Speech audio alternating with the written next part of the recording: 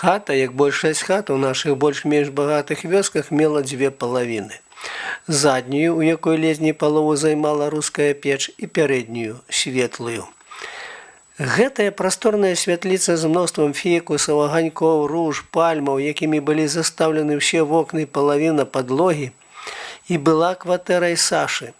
Сама гаспадыня з дзецьмі жыла ў задняй. Яны на пальчыках прайшлі праз кухню. Не запальваючы лямпы, даволі светла было ад месячыка, Саша падвяла Пятра да вялікага драўлянага ложка, што стаяў за грубкай, і сказала: «Ты будзеш спаць тут». Яе маленькі, белы, як у бальніцах ложак, стаяў з другога боку грубкі, каля акна, што выходзіла на вуліцу.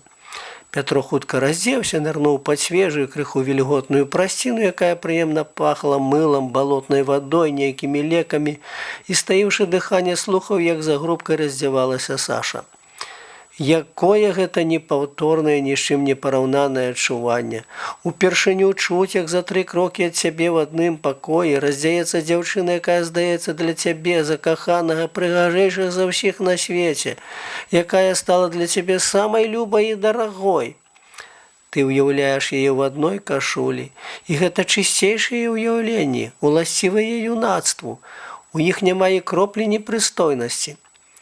Гэта самае высокае чалавечае адчуванне, якое, на жаль, мы часта страчваем у сталыя гады, калі многае для нас робіцца звычайным, будзённым і мала што можа ўжо ўсхваляваць па-сапраўднаму.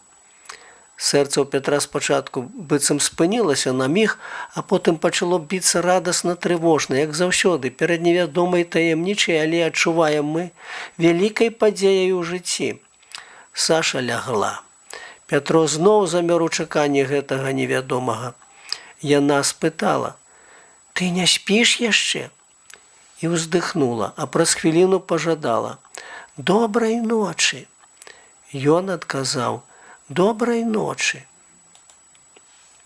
Яшчэ больш усхваляваны, хлопец пачаў з юнацкай наіўнасцю думаць, шукаць захаваны сэнс і ў яе запытанні, і ва ўздыху, і ў пажаданні. Чаму яна спытала, ці не спіць ён? Хіба можна так хутка заснуць нават і вельмі стомленаму чалавеку? Ці не з іроніяй яна спытала? Чаму так цяжка ўздыхнула? Ён прыгадаў гаворкі сваіх старэйшых сяброў-студэнтаў аб тым, што мужчына павінен быць смелым і рашучым у любых абставінах.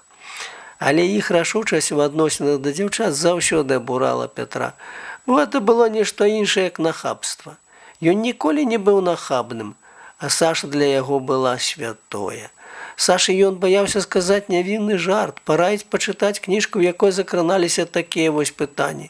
А калі аднойчы пачалі размову пра ціхі дон, то далікатна абміналі ўсе нявінныя мясціны. Але чаму яна ўздыхнула? Гэтае пытанне не давала спакою. Ён успамінаў кожнае яе слова за гэты вечар. Пачаў шукаць іншы сэнс у запрашэнні, і нават у тым, як яна здзівілася і разгубілася, калі ён знянацку з'явіўся перад ёй у садзе. Зноў прыгадаліся тэарэтычныя разважанні сяброў аб дзяўчатах, іх непрыстойныя думкі, якія заўсёды абражалі Пятра, абражалі за Сашу. З адным сябрам ён з-за гэтага пасварыўся назаўсёды. Але пры ўсёй сваёй узнёсласці і юнацкай сарамлівасці ён добра разумеў, што ўрэшце іх каханне павінна прыйсці да таго, што яны стануць мужам і жонкаю. Такі закон прыроды. Але ці хоча гэтага Саша? Каб яна думала стаць зараз яго жонкай, ёй не было б патрэбы выдаваць яго за брата. Сумленны ва ўсіх сваіх паводзінах і пачуццях, Пятро канчаткова адмовіўся ад думкі, што яму варта праявіць рашучасць, смеласць і пайсці да Сашы. Гэта можа абразіць яе, скампраметаваць. Гаспадыня, відаць, не спіць. Аднак не зусім упэўнены, што Саша не жадае гэтага. Ён наіўна чакаў, што яна прыйдзе сама, чакаў як палканаў, уяўляючы, як гэта можа здарыцца. Толькі думкі яго былі куды больш чыстымі і прыгожымі. Саша павярнулася на ложку, і ён стаіў дыхання. У сэрцы затрапяталіся радасць і страх.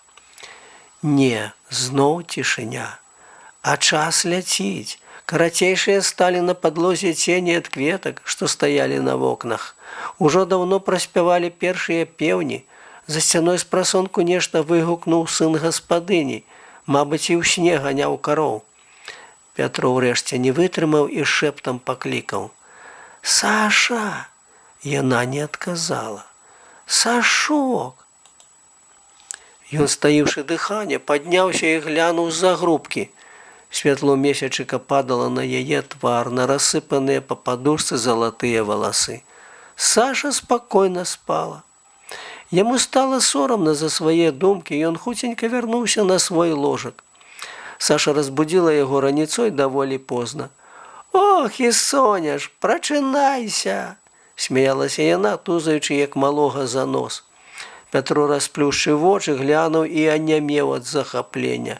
Ён упершыню бачыў Сашу ў белым халаце, у марлевай касынцы, амбулаторыя была побач з кватэрай. І гэтае ўбранне так пасавала да яе, што яна здавалася казачна прыгожай. «Я ўжо колькі хворых прыняла, а ты ўсё яшчэ спіш. Уставай, снедаць будзем!» Ён не вытрымаў, прыцягнуў яе да сябе і пацалаваў. Гэта ўбачыла праз адчыненыя дзверы гаспадыніна дачка. Выйшаўшы на двор, дзе маці рабіла нешта па гаспадарцы, малая адразу паведаміла ёй: «А ведаеш, мамка, яны цалуюцца!» «Хто?» «Цёця Шура, яе брат!» Маці чамусьці ўзлавалася і накрычала на дачку: «Не падглядай, дзе не трэба!» На снеданне гаспадыня падала халодную бульбу, гуркі і міску сыраквашы. Пятро не звярнуў увагі, звычайнае сялянскае снеданне. Дома ён харчаваўся не лепш. Да таго ж ён быў у такім радасным настроі, што наўрад ці заўважыў бы, калі б яму нават зусім не давалі есці цэлы дзень. Але Саша раптам пачырванела і здзіўлена сказала да гаспадыні: «Аня!» І больш нічога не сказала, спадзяючыся, што гаспадыня зразумее і так. Але тая зрабіла выгляд, што нічога не разумее, і пачала мітусліва збірацца, каб некуды ісці. «У нас, Шурачка, няшчасце, каровы пачынаюць яшчурам хварэць. Работы нам цяпер, даяркам. Хворыя асобна стаяць у загоне, а здаровых у поле выгналі. Вось і бегаць туды і сюды. Можа, я на абед не прыйду. Дык вы тут самі!» Пятро апетытна еў бульбу з гуркамі і ні пра што не здагадваючыся здзіўляўся. Чаму Саша, такая вясёлая, колькі хвілін назад, калі будзіла яго, палівала ваду на рукі, раптам нібы засмуцілася ці збянтэжылася. Яна амаль нічога не ела і не запрашала есці яго, як учора ўвечары. Сядзела моўчкі, хмурылася і ляпіла з хлеба шарыкі і зоркі. «Што з табой, Саша?» «Нічога», сярдзіта адказала яна і ўзнялася, але, відаць, схамянулася. Ласкавая усмешка асвяціла яе твар. «Снедай і прыход да мяне в амбулаторыю». Амбулаторыя размяшчалася ў былой кулацкай хаце, вялікай і пустой. Адна палавіна хаты служыла пакоем для чакання. Тут стаяў паўз сцяну доўгі ўслон, і на падаконніках ляжалі часопісы і медыцынскія брашуры. На сцяне віселі плакаты «Як даглядаць грудное дзіця». У пярэдняй палавіне самой амбулаторыі стаяў нізкі стол з рэгістрацыйнымі кніжкамі на ім, два венскія крэслы старыя і моцныя, цвёрдая канапка, засланая чыстай прасцінай і ў нагах цыраткай. За шклом невялічкай шафы паблісквалі розныя інструменты, бутэлечкі і шклянкі. Адным словам, было ўсё, як належыць ва ўстанове, дзе лечаць людзей. У пакоі гэтым, хоць хата стаяла вокнамі на поўдзень, заўсёды чамусьці было халаднавата, крыху вільготна і пахла цвіллю і лекамі. Але пахі гэтыя не раздражнялі, а Пятру здаваліся нават прыемнымі. Увогуле ён адчуваў сябе тут надзвычай утульна. Усведамленне, што гэта Сашына амбулаторыя, што Саша тут паўнаўладная гаспадыня і што ён мае права сядзець тут побач з ёй, такой блізкай і любай, радасна цешыла яго. Хворыя не прыходзілі, амаль усе перабылі раніцой. Яны сядзелі ўдваіх і хораша гутарылі. Успаміналі агульных сяброў, розныя смешныя здарэнні, расказвалі адно аднаму аб прачытаных за апошні час кнігах. А я яшчэ раз перачытаў, што рабіць, і мне не спадабалася жыццё Веры Паўлаўны. Не разумею, чаму табе хочацца жыць так, як яна, сказаў Пятро. Не, я і зараз мару жыць так, як яна. Працаваць вось так, кахаць І больш нічога. І ніколі не мець дзяцей? Упершыню адважыўся ён на такое сталае пытанне.